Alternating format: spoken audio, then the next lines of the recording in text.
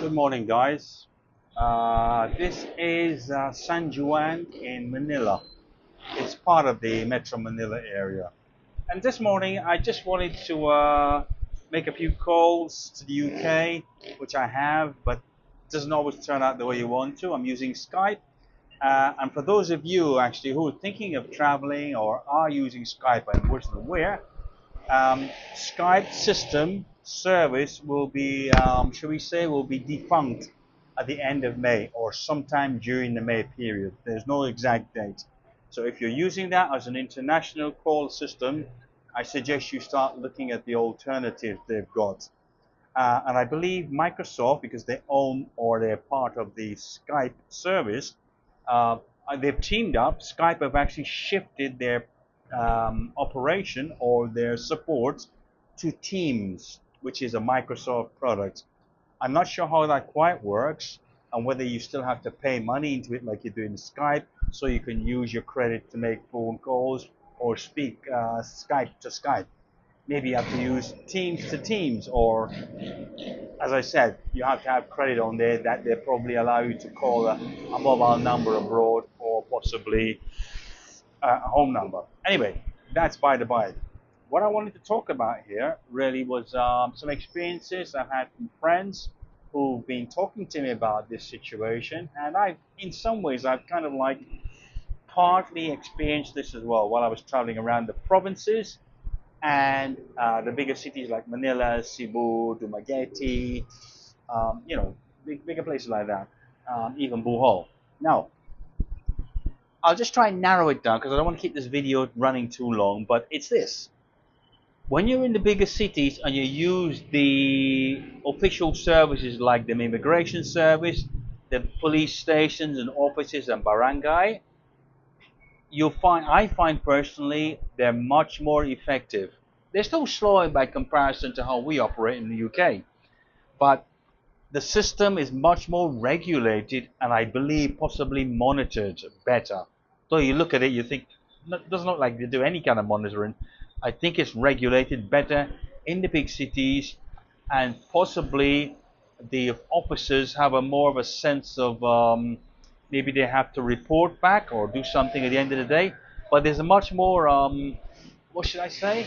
You could call it, they have to relay information. They have to be authenticated in one way or another, right? Now, here's the opposite side of that. I've got friends, and I myself, I'll give you the friend situation. She is in Mindanao, okay? And she's trying to travel on a ferry to go to Manila and Cebu. But she's having a number of problems. Here's a couple of reasons that spring to mind, and it's been an ongoing thing for the last month. Every time she goes to a police station or barangay to get documents to travel because she's a local person, they give her the runaround. They start charging her for things I don't even know the documents, but they're supposed to be simple documents that allows her to travel either locally or to the other islands, or she can take a plane only, or she can take the ferries. But in this case, she doesn't seem to be allowed to get the one that allows her to fly, to take a plane.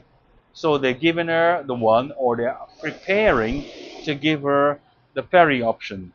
Now, three times she's been to the barangay, and they've sent her to another barangay in another area, which she then has to pay for, which is like 10 kilometers away, to fill in a form, and then she gets sent back to the same one, and they keep messing her around. They just keep changing the rules from one police officer to another.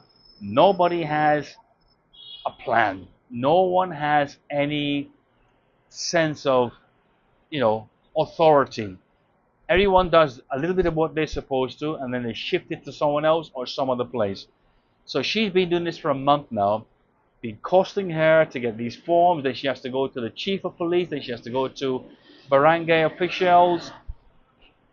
And it's like, I think she's probably paid probably good 15,000 to get these documents, which from what I saw, looking online, they're only worth the cost to prepare here in Manila about 500. She's paid nearly 15,000. And here's the other thing. While she's being told something's being done, and she goes off to carry on doing other things, she comes back the next day as they decided her and they expect her to be there, and they say, no, we had to do something else, and you need to pay us more money.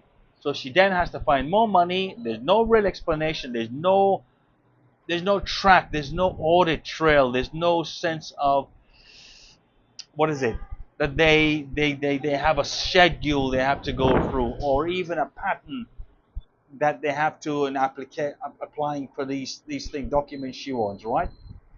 And we're back to a situation where even today she's called me and said, Chris, I can't come because they were supposed to provide me with some special documentation which allows us to get on the ferry.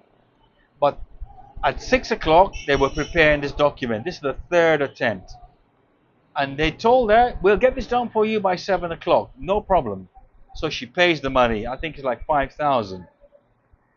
An hour after they spent like 8 o'clock in the evening, they said, oh, we've finished this now, but you've now got to go to this other barangay. And you've got to go there and they have to sign these documents before you can travel. She'd booked her travel ticket on the ferry. What was it? I think like 8,000, right? 8,000 paid up front. And that's supposed to go at, it was 2 a.m. this morning. But at 8 o'clock in the evening, they've kept her all day hanging around waiting for these documents. 8 o'clock in the evening, they then said to her she has to go to this other place, which is another 6 kilometers away. They didn't think to tell her, when you go there, the office is going to be closed. No. They take the money, they tell her she needs to go, knowing that the office is going to be closed until the next day at 8 o'clock in the morning until 6. They just lie through their teeth. They just don't care. There is no monitoring. There's no... It's almost as if they just operate on their own. They're arbitrary. They do whatever they like. So, of course, she went there, 8 o'clock last night.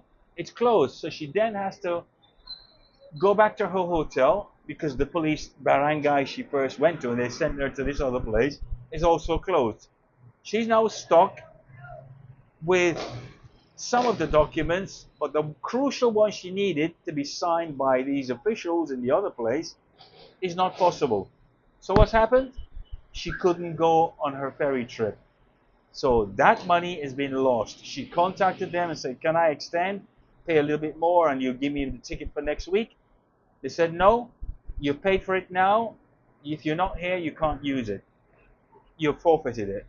So she lost 8,000 on that ticket because these assholes couldn't organize the piss up in the brewery because they didn't care. There is no audit trail. There's no monitoring. She's now have to apply the whole thing again tomorrow or today sometime, but she's so fed up with it, she's not going to. There's money lost for people who are not delivering on the service they say they provide, or giving information that allows you to make judgments based on that. Horrendous. So guys, if you come in here and you're in the provinces and you're trying to look for documents, immigration or whatever, be aware of this, that you're going to be chopped from one place to another. So ask the questions. If I do this here now, can I finish it here, or do I have to go somewhere else? You preempt the questions to get a response. That's going to minimize it. It's no guarantee, but it's going to minimize it. That's all I have to say about this. Be aware and be careful that your money is just all about grabbing it and then giving you some bullshit stories. Okay, guys? Chris in Manila.